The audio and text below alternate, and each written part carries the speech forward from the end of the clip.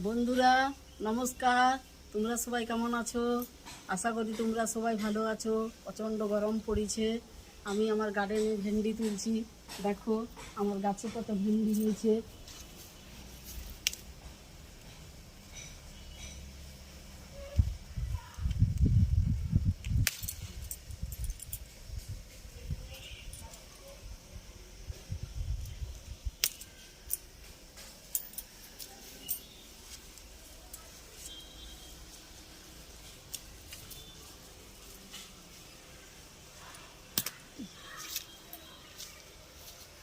এই যে বন্ধুরা, আমার এইদিকে ভেন্ডি গাছ, এগুলো এখনো ধরেনি।